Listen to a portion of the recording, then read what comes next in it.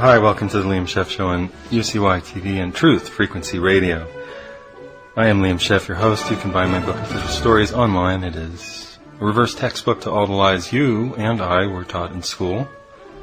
My book, which I am working on now, my upcoming book is called This Is All Temporary, about water, food, and energy shortages, and our likely responses and our best responses to them.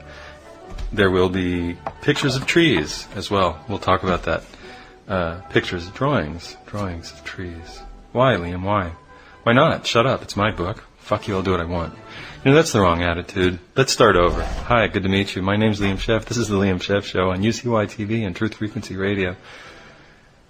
I'm here in South Florida. Should be heading to a permaculture farm on the weekend. If you're listening to this, I've headed to the permaculture farm, and I can tell you that it was grand. It was great. We're going to be looking at growing at the different layers. You have the ground layer and the shrub layer, the low tree and the high tree.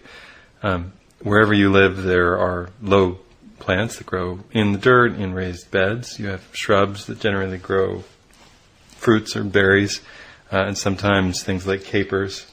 Or olives grow on trees, but things like capers and sometimes little things you can pickle or salt, sometimes edible leaves. And then you have low trees. There are a variety of trees that don't grow very high. Then you have taller trees that grow food. Trees are going to be very, very important, at least to me, and I'm going to try to tell you why they should be important to you. Again, my name is Liam Scheff, and you can find my work at my website, liamscheff.com, on the Facebook page where I post what's happening in the immediate moment. Sometimes on Twitter when I remember it, I just have no love or respect for something that limits you to whatever it is, haiku syllables. I think it's the end of the world. I don't know what Pinterest and these other things are. I'm sorry. There are only so many hours. I suppose I need a social media manager to make it all work, but then I'd have to have a consistent message. So here's my consistent message. The world is going to be changing radically from a high energy usage to a moderate energy usage. The possibility of a series of crashes, I think, is extremely high. I think the probability of a number of crashes is extremely high. I don't think those crashes occur everywhere at once. As we're seeing, California's facing a crisis. That crisis will affect California first and then the rest of the country. We'll talk about that. Bookmark California water, food crisis. But the crisis that you'll have in Detroit, which we're already having, or in Chicago, or God help it, the lovely town of Madison, Wisconsin, or any northern, Minneapolis, any of these northern towns, Pittsburgh, Ottawa,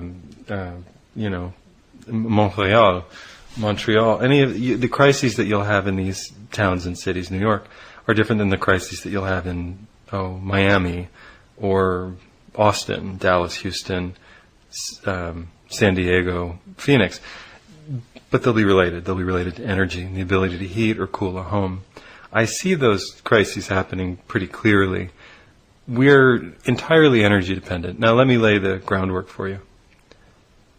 If I unplugged the Western world from oil for 24 hours in the middle of winter, millions of people would die. One more time. If I managed to unplug the Western world, let me add coal to that, and then you'll really understand what I'm saying. If I managed to unplug the Western world, all of these northeastern cities, from coal and oil, fossil fuels, in the middle of winter, millions of people would die. They would freeze to death overnight.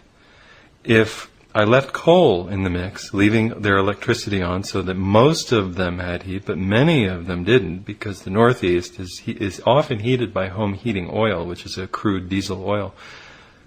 Millions of people hundreds and hundreds of thousands of people might die, or they would run to shelters. But, sometimes you go to bed cold and you die, you freeze overnight. That's a fact. It's a fact because, you're saying it's a fact. Well, they would get up and be cold and run. I'm saying, let's say you're in the middle of a blizzard. Let's say that you have had 65 inches of snow in the last 2 weeks, and you've just been in the middle of a blizzard. The electricity goes out and it stays out for 24 hours. The roads, there's no gas. It's my scenario. I'm saying, cut off oil, empty the gas tanks. Millions of people freeze to death. If you take out coal and you don't allow the people who are heating their homes electrically, and again, Northeast, a lot of people heat their homes with oil. So millions of people die. That's how closely we're connected. That's how life and death it is, and how quick it could and will happen in places when there's a shortage, an embargo, a blockage, a terrorist action, or not a non-terrorist action, a market action, or simply a shortfall. A pipeline breaking, carrying something, a train getting derailed in a huge spill and a fire at a crucial moment when there are fewer backup supplies. Well, you're saying, well, why doesn't that happen now? Why doesn't it happen now? Because we don't cut the interrupt. We have oil laying around. We have it stockpiled, and that's why the price is so artificially low right now. But when you listen to this in a year, if you listen to this in a year, the price will not be what it is right now. The price will be much higher. Because the oil market was glutted by oil from fracking, which was fracked nonstop, which was drilled nonstop over a period of years at a total loss, based on loans, artificially cheap loans. So it's essentially a government program. The loans are artificially cheap. The loan rate is artificially cheap. These companies go in and drill, and they're in such a rush to prove that fracking is a success and to make the production rate of U.S. oil go up for the first time in 10 years or whatever it is since we started declining in 2005. We were declining before that, weren't we? We've been in decline since 73, somewhere around there. And then I guess, we've been in decline since 73. We're a net importer. We're still a net importer of oil. So net means we import more than we make.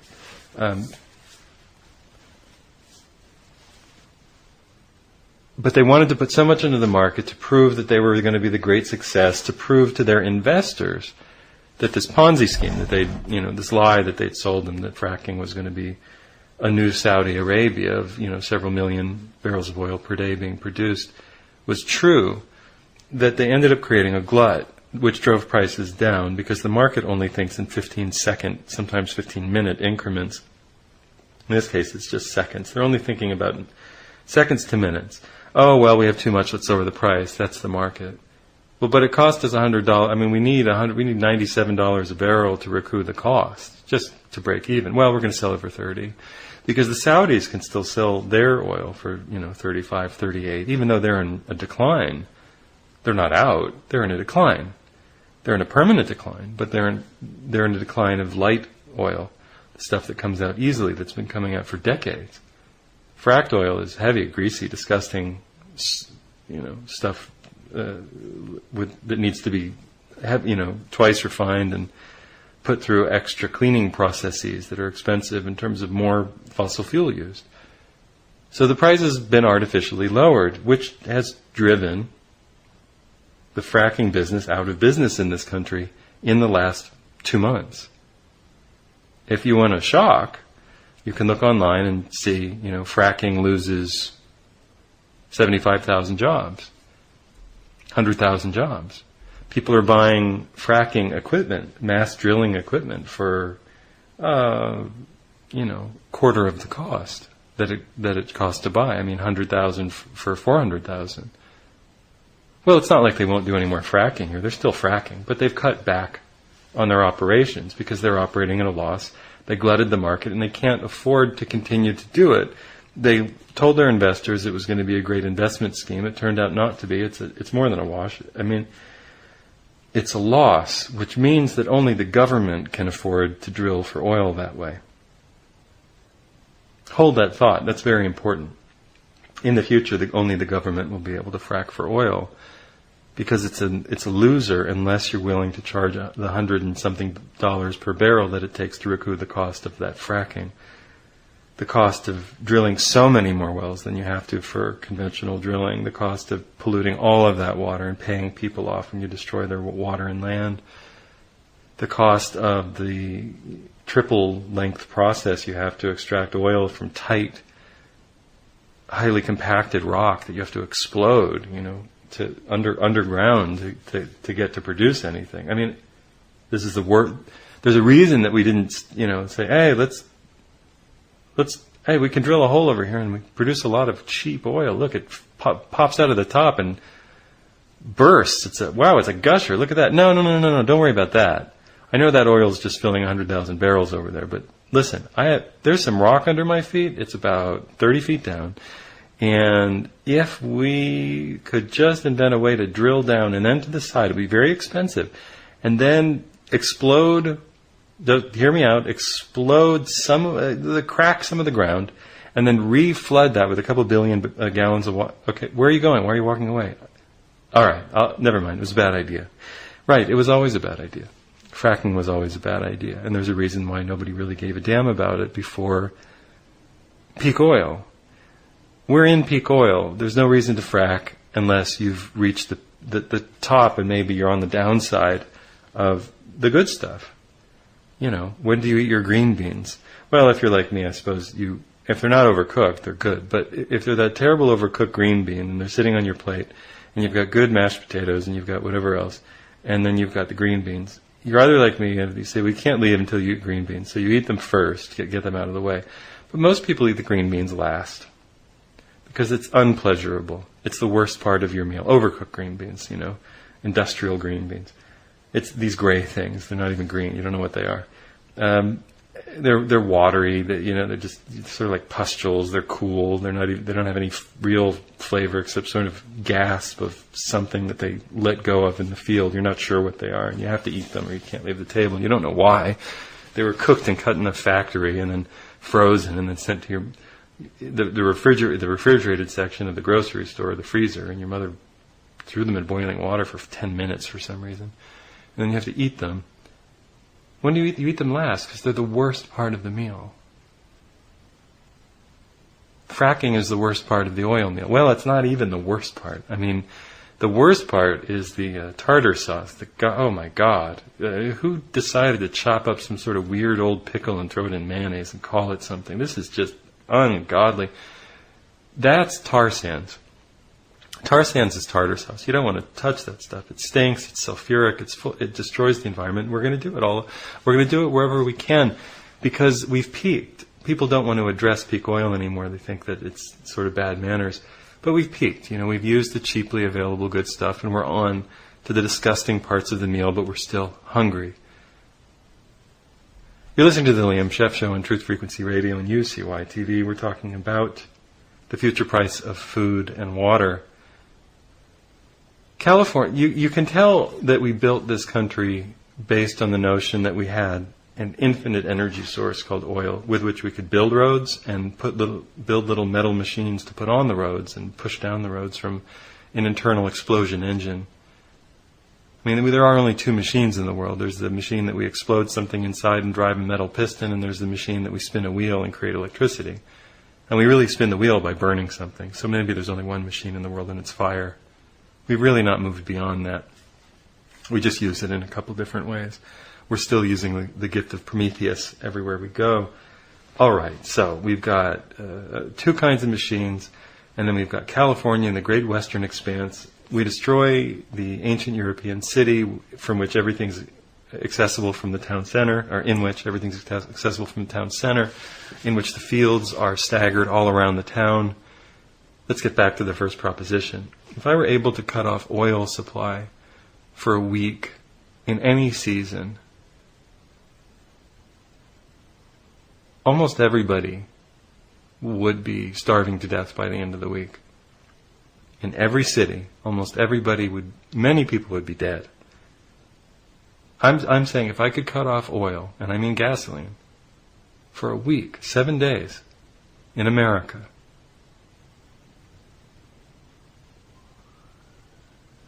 Well, you'd go through the groceries you had at home in the first 2 days. Then you'd go to the grocery store and realize that everybody else was there too. The rioting would be happening, but the police would be on bicycles. So nobody would really pay attention. There would be shootings, but people would overwhelm the police because they were not in their cars. Nobody's got oil. A few dopes would be driving around their electric cars. They'd immediately be killed. Their cars would be stolen, ripped to pieces. People would stay inside and be afraid and go hungry. People would come out looking for water. Well, water would be coming through the pumps, wouldn't it? Well, no, I took away oil. These diesel pumps that make electrical systems work in many places. Oh, say they're electric. Say that they run from electric, which is burning coal, spinning the electric wheel. So maybe some places have pumping water and some places don't. You tell me. You tell me where the water, from where the water is being pumped and what machines are pumping it. Are they electrical or are they diesel? If they're diesel, you don't have any fresh water or whatever, city water coming in through your tap. A week of this. This is how tenuously we are positioned on the longest branch of the tallest tree that is Western civilization. So don't kid yourself. We're entirely dependent on this thing called oil. It's no joke. Now you say this is an unlikely scenario, that I'd just be able to expecto patronum, expelliarmus, and magically stupefy, take away all the oil, abracadabra. In the name of the Father, Son, and the Holy Spirit. All the oil is gone. Simsalabim. All the oil is suddenly gone. No. Okay, nobody can do that. So we're still going to have oil coming in. And even when we had the embargoes, we had trickles of gas coming in. Sure, there were gas lines. Sure, there was rationing. Sure, you could buy 2 gallons or 3 gallons or 1 gallon or 5 gallons, but no more. So the trucks will get there. We may not be able to drive. So suddenly we're going to be doing something. We're going to be carpooling. We're going to be car sharing. And helpful car share programs are going to go all around. And we'll do that on the internet. Oh, wait a second. The internet runs on electricity. How much energy is used to run the internet? How much energy is used to run the servers that run the energy? Is it 10% of U.S. electricity? It might be. Well, that might get cut. We might be rationing internet. Oh, you know what we might use? Bulletin boards. That's right. You might be able to walk to a local kiosk and see a bulletin board that says, I need to go here. Anybody going here? And you end up in a network of people, motley as they are, driving around in the largest car with the best gas mileage that you can find to hold the most people, probably a station wagon, not an SUV of any sort, and you go to trips to the grocery store, and the grocery store has things that are brought in by trucks. The food is increasingly less processed because, no, we're talking about life in an oil slowdown. And let's say that you get through that week and oil is returned, but it's returned at 20% of what we have. And here's the scenario. We got 20%, 30%. Let's give us 50%. Let's give us 50% of the oil that we have. Or let's say we could have all the oil we wanted if we would only pay $8 a gallon for it. It's the same scenario. People don't realize it, but there's only so much they're able to pay. So there it is. We are entirely dependent. If oil goes up in price precariously, it will be less attractive to the oil companies to drill it. Therefore, we will have less oil. One more time, if the price of oil goes up precariously because the places that oil companies are getting the oil, aka fracking, cost it much more, aka drilling off the coast of Africa. That's where they're looking, off the coast of Africa, off the coast of Brazil, in what they call ultra-deep water, miles of ocean, miles of salt dome under the ocean, miles and miles, 4 or 5 miles of material before you actually get to what you hope is oil. You don't know that it's oil. You've got to dig 15 exploratory wells in this environment. How do you cap these things? Who dives down to the bottom? What kind of seasonal help workers do you train to become ultra-deep negotiators of ocean trenches, the bottom of the ocean, 3 miles down, 2 miles down? This is not likely, but this is where oil companies are now looking. When that becomes, and it is becoming, the source of our next big oil find, the price of oil has to match the cost of getting it. And you're talking $150 a gallon, $200 a gallon for that kind of oil. just to recoup the cost of doing it, unless the government takes it over. At which point, this is an extremely rationed product. It's hard to get. It's essentially all done by the military. And then we live in a truly militarized state. I think we already do, but we live in a truly militarized state. We're grateful to them for getting our oil. They bring it up. They risk their lives. They make the spills. It's all covered up. We never really know what's happening. The oil's lapping on the beach because there are always spills. We can't go to the beach, but we still have some public transportation. It's not a great scenario. So, when people talk about collapse, you always get the idea that they're describing, there will be no oil one day. No, there'll be oil. There'll be little bits of it. People will try to be turning vegetable oil or coal into some sort of gasoline product, but it'll be very expensive. Our habits will change to accommodate the increasing price. We will get into this car sharing thing. Car sharing will become the way that cities survive. The suburbs will demand that public transportation serve them better. Bus lines will, by needs, expand, but people will have to hand over their car keys. You'll essentially have to say, okay, I just won't drive anymore because the bus fare will be $4 or $5. $10 round trip to get you, back and forth maybe to the grocery store or the city. It'll be part of your job, and you'll be sharing it with a lot of other people, and it will take you an hour and a half to get there. What used to take you 30 minutes in your car will take you an hour and a half, but that's the way you'll do it. So you'll not want to work at that job anymore. You want to work where you live, but you live in the suburbs, and you really have no town center, and there's really nothing to do out there, and your water comes in, and maybe you even have well water. Maybe you're lucky you have well water, maybe you can hunt, but, the city, you moved out of the city so you could come in on, to work, but you don't really live there anymore, but and you're tempted to move back, but life in the city is tough because there's a lot of rationing and there's no well water, and the water's, you're not quite sure what's wrong with the water there, and the sky seems to be sprayed all the time. And there's always military guard to enforce curfews because you can't, there are parts of town that can stay open all night where people get drunk and spend money, but, generally in the civilian areas, you better be walking with your ID past 10 or 11 because you will get asked who you are and where, if you live there, because robbery is going to be something that people are going to have to look out for. Because banditry will increase. Because people will be hungry. And they'll be looking to see if you have a little bit of money. We're talking about a low oil environment. I'm talking about the Middle Ages. The future looks a lot more like a Dickensian novel than the Jetsons. There's no way around it. I'm not saying there aren't better solutions. Now people will come along and offer technological fixes, ways to increase the way that we, improve the way that we use heat. So a machine, what do you call it? A generating factory.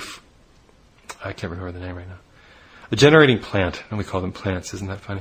A generating plant for electricity will now also double as a heat plant, and that heat will be siphoned off to reheat that building, and also be used to reheat some of the energy. So it'll be, instead of a 40%, it'll be more of a 60 or a 70%, and that's good. But so what? It's. You've improved 30% off of 40. It's great. You've almost doubled. But so what? You're still burning coal. You're still burning oil. Okay, maybe you're burning trash. Maybe we've just given up and we've started to burn the trash. All right, good. So we're burning the trash. But so what? In order to make a lot of trash, you have to have a lot of energy, a lot of oil to make a lot of stuff. And we're running lower on that, so we're making less stuff. And we're reusing everything. We're keeping a lot of glass around to carry things in. We're walking and biking to work. Bicycles are now a very important part of society. Fixing bicycles, trading bicycles, upgrading parts of bicycles. It's a very big deal. Everybody wants to mod their bike and make it fashionable and pretty. Everybody's into bicycles now. Some people have mopeds. But a lot of people have bicycles. All the yuppies have bicycles. Bicycles are cool. People are getting bicycle tattoos. I love my bike. I heart bike. I heart bike is a big thing. The internet's on for a couple hours a night. Everybody can afford about 2 hours a day of internet for emailing. But you can't spin the servers all night long anymore. You just pay. You pay for it. And it's slow. It's much slower than it used to be. Because it's not a priority. And a lot of people go back to letter writing, which is hard because, well, you've got to use gas to do that. So the telephone comes back into vogue. Thank God not everybody tore up all the telephone lines. The future looks a little more like the past, doesn't it? I mean, think about how much energy we use and how much energy we waste. You're listening to the Liam Scheff Show. When we come back from the break, we're going to talk about some food solutions, food problems and solutions. Please support independent research. Buy my book, Official Stories. It's at Amazon.com for a song. I think $5 or $6 on Kindle right now, and $13 on for paperback. It's a wonderful, enjoyable book that will make you think and laugh and wonder how we ever got lied to so often by so few. You can also buy my novel, The Truth About Love, which is an exploration of a character called Will Miller, who's modeled not so distantly on yours truly, as he realizes, he comes to grip with the fact that he's not entirely monogamous, and really nobody he knows is, and that seems to be perfectly okay. It's a sweet-natured love story of sorts, with many loves and many deep emotional conversations among and between the characters, and many very funny situations that the character, the sometimes naive and sometimes occasionally wise Will seems to get into. We will see you after this break.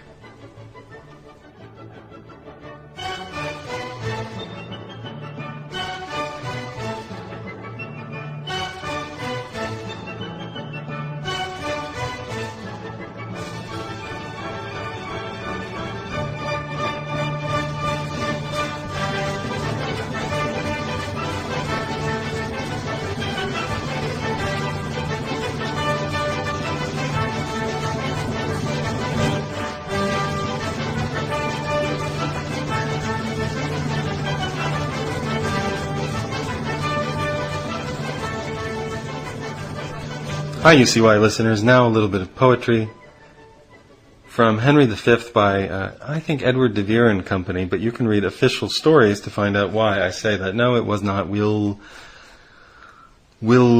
Shakespeare of Stratford. It was another writer.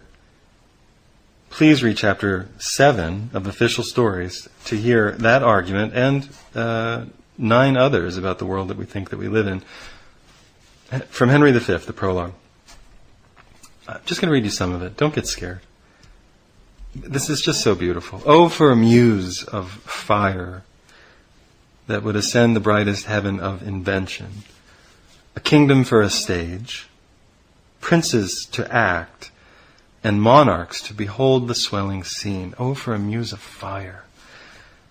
The brightest heaven, a kingdom for a stage. In other words, a stage for a kingdom. Princes to act, no, actors for princes. And monarchs to behold the swelling scene. No, just you rabble out there watching. Then should the warlike Harry, like himself, assume the port of Mars, god of war, and at his heels, leashed in like hounds, should famine, starve, sword and fire fight, crouch for employment, but pardon and gentles all the flat and unraised spirits that have dared on this, the flat and unraised spirits, the dreary, bored, almost depressed people that have dared on this unworthy scaffold, this stage that we're on, to bring forth so great an object. In other words, use your imagination.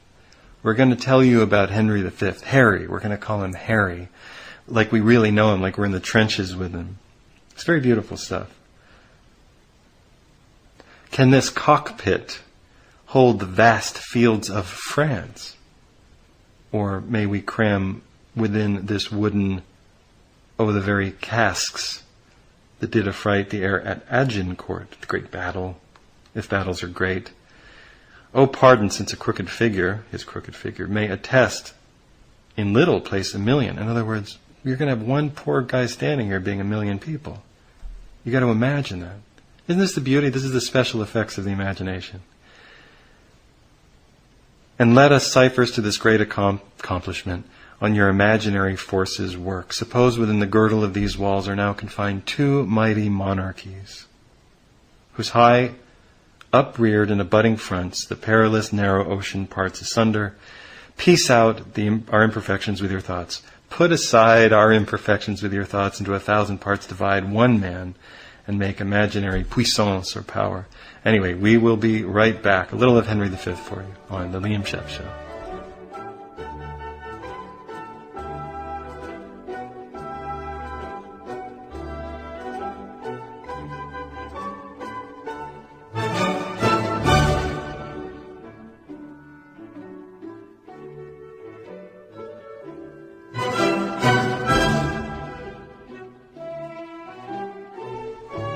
We are back on the Liam Scheff Show on UCY TV and Truth Frequency Radio. Please turn down your radio, sir, when you call in. Hey, man. Really cool show, man. Please turn your radio down, sir, when you call in. We're talking about energy depletion. We're talking about water, oil, coal, food, and sharing cars in the future. The future is going to be, by needs, lower energy. We are, unless somebody comes up and pulls a rabbit out of a hat and figures out some cold fusion method, we're going to be running on lower energy, as we did in the 1960s, 50s, 40s, 30s, 20s, teens, 1800s, etc. So it won't really be new to our species to use much less energy. It'll just be new to you and me, although if you're old enough, you might remember having less energy. If we cut oil for a week in this country, millions would starve, millions would panic, and millions would die. I outlined my idea about that in the first half. You can go back and listen to it in the archive and see if you agree. Let's talk about food. Food comes from where? Food comes from the grocery store. It fills the grocery store shelves at night, naturally, organically. Little elves push it up. No, it's just excreted through the floor of restaurants. In fact, if you close the door of a Whole Foods at any point, food just regenerates on the shelves, like some sort of magical food pouch. No, food is brought by many busy hands, moving busy packages down busy assembly lines that come from busy machines, working in busy factories, taking material from very busy fields, being worked over by very active combines, seeders, pickers, fertilized sprayers, chemical sprayers, etc. We live in a mechanized world. I mean, there's plenty of human interference and involvement, but it's a very mechanized world. People might drive these combines, but, it's nothing without the machine itself. In a lower energy world, priority will have to be taken by local government to make sure that energy goes not to internet servers or stock car racing, but to driving the combines in the field so there's food. Believe it or not, I think when it comes to that level, some sense of survival instinct will direct the use of resources. But it has to get that bad. People will complain and say it's un-American, say the government's hiding all the oil, and if we just blew up the country, we'd find plenty of oil under the rubble. Well, maybe so. Food right now, a third of the vegetables, the produce in the country comes from a place called Californistan. And Californistan is connected to the U.S. by a land bridge called Arizona and Nevada and some other places, Oregon. And these land bridges resent, having to sidle up to Californistan, and because Californistan steals all their water, steals all the water from the Colorado River and from places in Oregon and other locales. So people aren't going to be terribly sad, or they think they won't be sad if Californistan goes down the drain. But the truth is that they'll be very upset because, again, a third of the produce that we eat comes there. And if one third, if 33% or so, or thereabouts, of the produce that the country eats goes away, then 60-something%, and a lot of it's not just the same items. I mean, you lose a lot of strawberries, you lose, avocados, you lose almonds, pistachios, you lose a lot of tomatoes, you lose a lot of salad greens and green vegetables, you lose the most popular vegetables, you lose a lot of carrots, you lose most of the vegetables that we eat regularly that are cheap because they're artificially grown in a desert that's watered with ancient groundwater, ancient aquifer water, and that's what we've been doing for 40 years. Since, after John Steinbeck wrote East of Eden, somebody thought, well, wouldn't it be great just to grow everything here, spray these dry, hot desert, semi-arid valley floors with water that we steal from somewhere. Where do we steal it from? Well, let's steal it from underground. Okay. That'll never run out. The Earth's hollow, after all, filled with water and jelly babies and jujubes. Well, it wasn't, and the water does run low, and it is running out.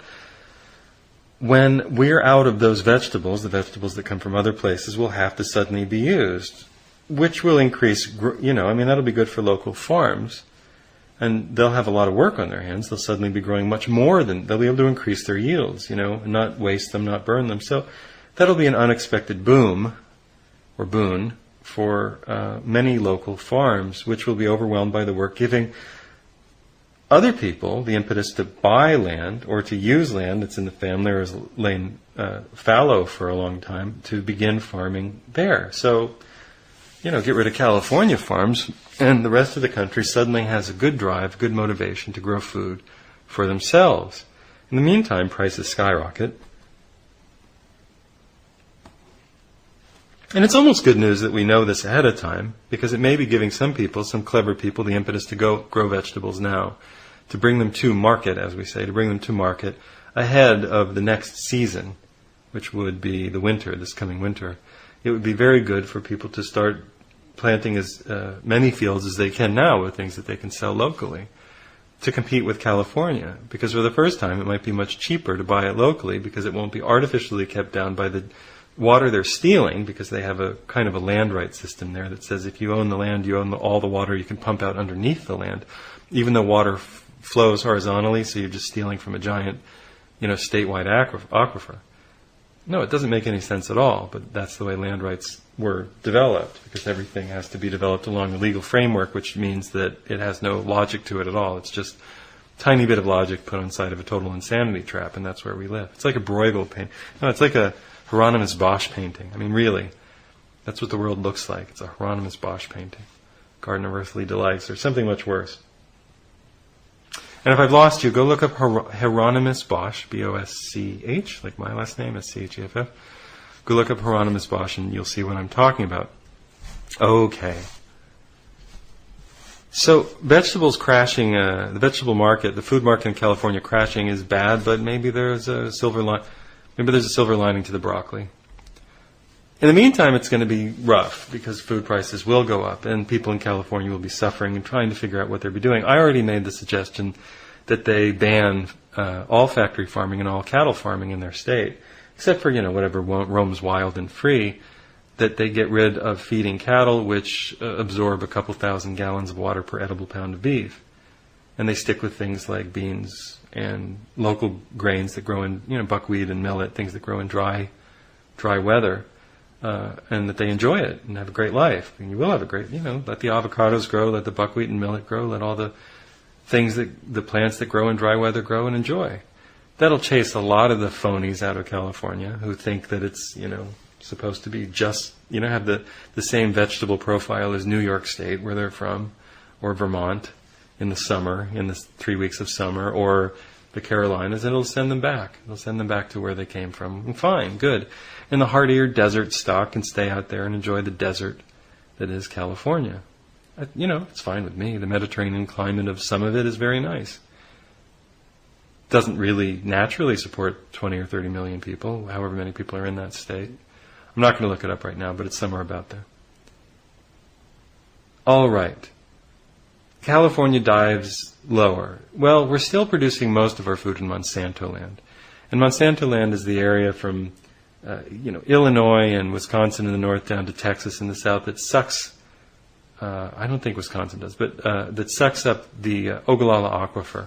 Very dry states, Missouri and Texas, New Mexico, that suck water from the Ogallala Aquifer. Ogallala. It was an Indian group, I think. They sang YMCA. So the Ogallala is a giant 9-state, I think, 8 or 9 state body of underground water that we've been sucking dry now since World War II, 40 or 50 years. We've depleted, 60 or 70, 60-something% of it maybe. I might have it. It's a little more than half. And nobody really knows because there's no measuring stick, but they know that some areas are already dry and it's uneven and so on and so forth. that's still the way we're growing our food, and we're holding down most of the ground there by overspraying it, by growing in these little circular, when you fly over the country in an aeroplane, those will go out of business in this next decade, airplanes. In the 2020s, no more airplanes. They'll go out of business. I mean, people may still fly planes, but the commercial aviation thing that we knew in the late 20th century is over. But those little round plots that you see, that's not nature. That's a circular watering system. And they have a mechanical arm that waters in a circle. But the air is so dry, and they're pumping out of the Ogallala. That's not local water. So that's why you see these big, vast patches of yellow and orange clay and dirt, and then you see these little green rings. We're not really supposed to be growing food for the nation there, but we are. Food can be relocated to everywhere else. This is the most, if I could pick the important part and you just only heard one little bit, it would be this. Food can be grown everywhere else. Food can be grown in and around anywhere in New York State. I already said Vermont, Connecticut, parts of Rhode Island. Let's work our way down. Virginia is a great place to grow food. Virginia is wonderful. Pennsylvania is a great place to grow food, except for all the fracking. West Virginia, North Carolina, South Carolina, what did I miss? Who did I leave out? Georgia, Tennessee, Arkansas, Alabama. These places are great at growing food, or they were. No, it's hot, and you have a lot of pestilence, you have a lot of bugs. You got to deal with that. You got the boll weevil. Mr. Boll Weevil, don't try to grow any cotton. Maybe we could plant hemp. That would be great, huh? Plant a lot of hemp, get a lot of hemp seeds, a lot of fat. We need fat in our diets. We're going to need energy-dense sources of food because we're not going to be having so much cheap sugar beet production that we just mill 90-something% of it away just to eat the 10 or 5% of it as sugar.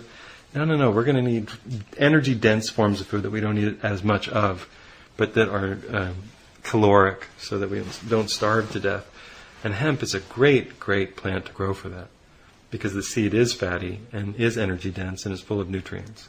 And, of course, the leaves are medicinal, and the leaves and parts of the seeds are incredibly medicinal, the CBD oil, which we've talked about on the show. So fight for that. Plant a lot of trees. Here's what we should be doing. We really should have a Johnny Appleseed, but not apples. Quince and pear and pomegranate and whatever grows in your area. Avocado, if you live in that kind of environment, in a deep, hot environment, in tropical environment, grow a lot of avocado. What else?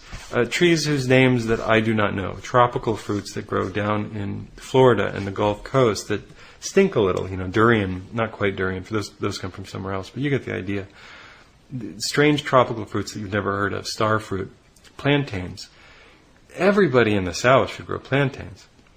If you're tropical enough, grow plantains because they're starchy, they grow like crazy. I think they're mother-daughter plants, so they're all clones. You can reclone them pretty easily and replant them very easily. That is a problem for genetic diversity of the plant. So you want to find varieties of bananas and plantains, but you still want to grow them because they're energy dense and they grow easily. Coconuts should be planted all over Florida. Instead of just they plant like decorative palms all over the place that produce weird inedible shit instead of coconut and date palm. We should have date palms everywhere. We should have fig trees, date palms, and coconut palms everywhere. But instead we have these things that are decorative things that don't produce jack diddly fucking shit. Why do we do that?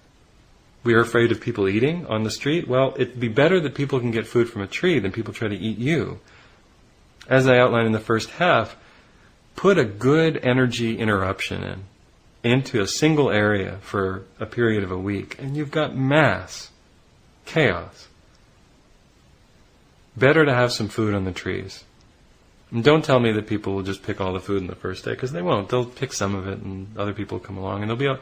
So then you plant a lot of trees. If we're not planting every tree we plant now should be a food tree. The goddess, the gods, whatever you believe in, the gods and the goddesses gave us fruit and I almost said vegetable trees. I understand, -1. Fruit trees and starch trees and fat trees. That's what my head is trying to say, is there are different things that grow in trees. Some of them are fatty, some of them are starchy, and some of them are sweet. And we should be planting all of them. All of them. I mean, you can't live on plums, but you can have plums and pears and walnuts and chestnuts, and then you can live. You can. You could do that. You roast the chestnuts, you cook the fruit, you can do it. It's a wonder. It would probably be a really great diet for you. Get sick of it after a while and want some greens. So you grow some greens. You let dandelions grow everywhere. The God in nature, Goddess has given us dandelions, so we don't even have to cultivate fucking salad. Dandelions are good. They're bitter as hell, and they're great. And they'll really clean you out. They'll clean that liver of yours. Why don't we have dandelion parks everywhere? There are foods that will grow that we can eat. And we should be actively starting a tree planting revolution in this country. And I know I don't get on a soapbox very much for activism because I'm not much of a joiner. You know, any club that would have me as a member, I'd rather not join because I just don't like the association of too many people. But I joined the tree planting club. There's room for all of us in the tree planting club. Plant food trees. I can't think of anything better to do with our time now than plant food trees. I can think of no better activism now than planting food trees. Go to your Home Jackass or your Depot or your Lowe's or whatever, or your local, better than that, go to your local garden, independent garden thing and see where they contract to get year-old seedlings. They're not seedlings anymore, year-old young trees. And have your yard looked at for the kind of soil it is. Figure out how to do compost treatments, because you might plant a tree and it might not do well, it might not like it might need some composting treatments, which isn't as hard as it sounds. You get a bucket, you put a bubbler in it, and you let it rot for a couple of days, and then you pour the water around the root, and then you do it again. It's not that hard. We're all afraid of it. I understand. I get afraid of that kind of stuff too. Oh, what if I screw it up? Well, it's just muck. You throw it on the ground. Bacteria will be okay. The bacteria will all digest it. You can save a lot of trees by learning to compost treatment around the roots. But like I said in the first half, as bicycles become cool with the yuppies, so will tree care. And I don't mean that stuff where you hire somebody to cut down a couple knuckleheads to cut shit down. I'm talking about planting things that grow food in your lawns.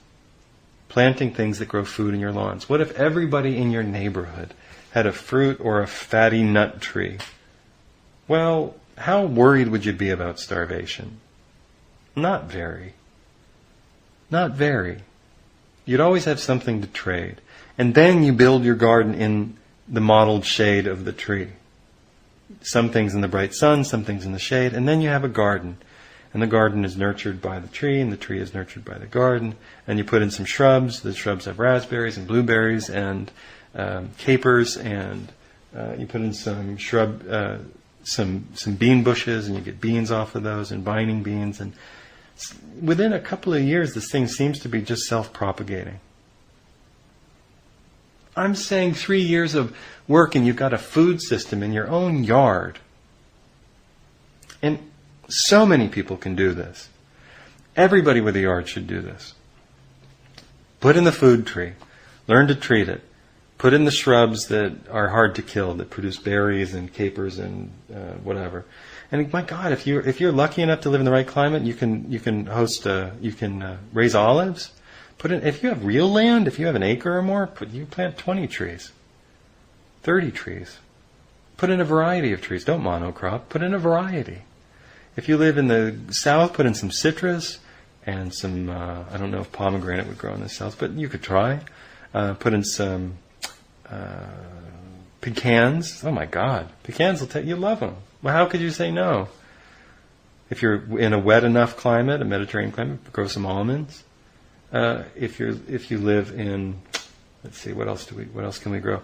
Oh my God, there are varieties of avocados. How about mangoes? I mean, these things, just these giant, plump, beautiful things, just hang off these trees by it looks like thousands, by many hundreds. How could you say no? Why aren't we doing this? We are going to be doing this. This is what we're going to be doing. I know. I've generally been a guy who provides you information and critique of, almost a philosophical critique of the way that people think and the way that we think, with a little bit of comedy. So you'll have to indulge me. I've talked about permaculture for a long time. But this multi-tiered garden idea, where we have food trees and we plant gardens in and around it, seems to be a natural. In a low-energy environment, instead of just scaring you by telling you what's coming, if we're not actively planting food, we might as well be sticking nails through a cucumber and shoving it up our asses.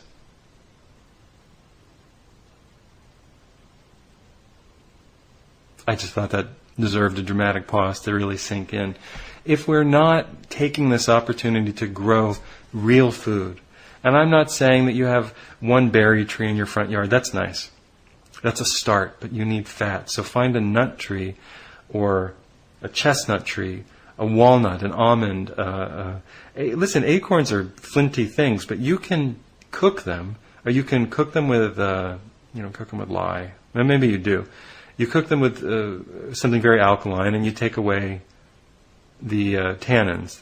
And then they're not great, but you can eat them. I'm saying they're things you can do. They're certainly better things to eat than acorns, but you can still survive on acorns. That's what I'm trying to tell you. Our diet is going to be changing. Let sweet potatoes take over half of your yard. You'll be damned grateful that you did if you live in the South. Let potatoes take over half of your yard in the North. Let them take over. Plant a variety. Not just one variety. Plant the little fingerlings and the red and the purple and the blue and the russet. Plant all kinds, because they're essentially vining underground. They're creepers. They'll just take over underground. They grow sideways. Let them go. Let them grow. Don't be fussy. Let them grow. And if you have groundhogs, kill the little fuckers. Sorry. Get out of here, varmint. Learn to work with nature as much as possible. Learn to feed the groundhog over here and trap it over here, and listen, whatever. You may have to kill a groundhog or two. It's nice that you have kale in your garden, but you'll starve to death eating kale for a couple. Just starve to death. You need fat and you need starches. So grow big, hefty winter squash, filled with seeds, and roast the seeds and grind them and eat them. Grow anything that grows fat in it. Grow heads and heads of giant sunflower. Heads and heads. Grow Jerusalem artichokes. Grow Jerusalem artichokes and heads of sunflower. And find all the things that I'm not naming that are unique to your area, that don't show up on the normal seed guides, and grow them. You'll be delighted. But plant that food tree first. Plant a food tree and know that you're ensuring something of a future. And a fruit tree, you might plant it and not get fruit for 2, 3, 4, 5 years. So you might want to take a tree that you already have and graft a branch of an already working fruit tree onto it. No, I know. That's a little bit of work. The concept is simple. You actually you rip, the arm off a growing fruit tree, and you cut out a space on an existing fruit tree that will host it, and you literally hammer it and tie it in. And you hope the xylem and phloem take, and the thing begins to work with the tree, and generally they do, and then you have food coming off of a different kind of tree. Grafting is a well understood process that anybody working in garden agriculture, anybody good working in agricultural can take you through, or anybody who's had experience with it can take you through it. So do it. Don't be afraid to graft arms of existing fruit trees onto trees so that you get an earlier bloom, or you have a tree that's blooming a couple of different kinds of things. And in a while you have, trees that come along that only give one thing, and you have a tree that comes along and gives something else. The dear delight of all of this is that you'll be walking down the street, and there'll be some sort of purple prune plum growing, the teardrop plum, and you won't even know who planted it or why. And nobody will be telling you not to take any. They'll be smashed all over the ground. There's so many of them. You pick up a few, eat them. They're incredibly sweet and delicious. You feel happy. You walk along, you see some yellow plums. You do it. You go back to your place, and they're red and purple plums, and somebody walks by and says, "Can I?" You say, "Yeah, take a handful. Take a bunch." Pacific Northwest is rotten with them. Grow plums all over the place. You don't need to have any particular kind of landscape to do it. It's the right place to do it. So do it, for God's sake. Do it. The Southwest is tough. It's tough, Not a lot of rain. The jet stream isn't favoring you guys. You're pumping all the water into cows. so that Carl's Jr. and In-N-Out can still maintain this bullshit notion of the American way as being equivalent to a hamburger, which isn't ham, and I don't know what a burger would be, but it's enough. Let's go a little lower in the food chain. Raise rabbits. They breed like bunnies, I hear. Raise rabbits. Why not? What's your big fear? What, are you going to become emotionally attached to them because you see them? Well, try raising a cow. Rabbits will eat the grass that nobody else will eat. They're going to eat this and digest this cellulose, and they're going to breed like bunnies. The expression is there for a reason, and you'll hire somebody to kill them if you don't want to do it, and you'll have rabbit once in a while, or guinea pig. Or don't look at them, whatever. Don't play with them, or just let them be on their own. Or eat their eggs. They lay little chocolate eggs. I think that's what those are. I hope. Wait a second. You're listening to the Liam Scheff Show on UCY Radio and UCY TV and Truth Frequency Radio. Please support independent research, independent journalism in my quest to go around the country and tell people how to grow, why, and how to grow food forests, starting with trees, shrubs, brushes, and the ground vegetables that we're used to growing. And why? Why? Because we like it. Why? Because oil is running lower. Why? Because the future looks a lot more like Dickens than the Jetsons. Why? Because we don't want to be starving to death in case of a food interruption. Why? Because we want to have plenty of wood to burn in case there's an interruption. So we're going to have to plant some of those trees too. Wood trees. I know. I said just food. We'll take some pine along with that. Hey, pine grow easily. Thank you very much for listening. Please go buy my books. Please help keep me in short pants and underwear that doesn't have holes in it. Let me get some new socks. Please support my work. You can fund me through PayPal on my website. Go to liamscheff.com, liamscheff.com, S-C-H-E-F-F. I don't have Bitcoin or anything like that yet. I'll have to see if I care enough to get into that. Stay tuned to all the great programming. We shall see you next time. UCY listeners, stay tuned for a special 2 minutes coming right up.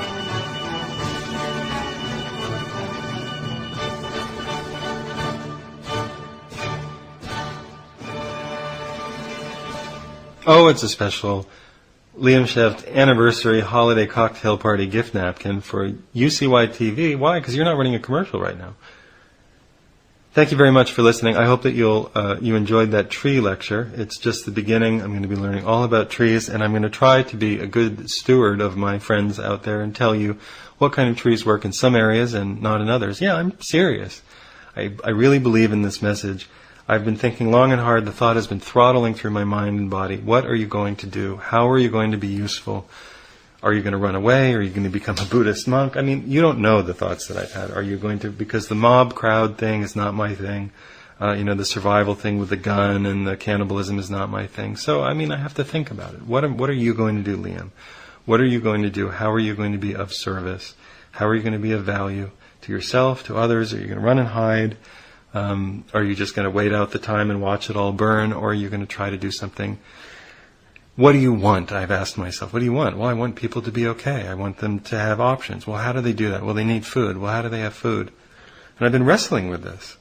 How do you fight it? How do you fight for it? How do you fight against it? What do you do? How much information do you give them? Do you scare the devil out of them, or do you just scare them enough? How scared are you? I have asked myself, how scared am I? Pretty scared at times when you read about how oil declines in some places, when you read about North Korea and the tens of millions who starved and the cannibalism that happened in some places. It's not a wonderful picture. Food seems to be the answer, food and cooperation. So, I don't know. My mind has gone to trees. And I like it being there. So that's what we're going to be talking about for now until, until they take the show away, which they probably won't. But, from now until we see how it goes. Anyway, listen, thanks for hanging out with me today. I'm sure you have wonderful, exciting things to do. Go look up your area and see what kind of trees grow naturally and see what you could plant in your soil, in your yard that would grow. And get excited and learn about grafting and get to know the people who grow trees in your area, grow food trees in your area. If it's cold where you live, think about getting a wood-burning stove or a pellet stove. That would be pretty cool. It would be a pretty cool thing to have. And don't turn the neighbors away when they need help, so they don't turn you away when you need help. Okay, lots of love. Mahalo. See you next time.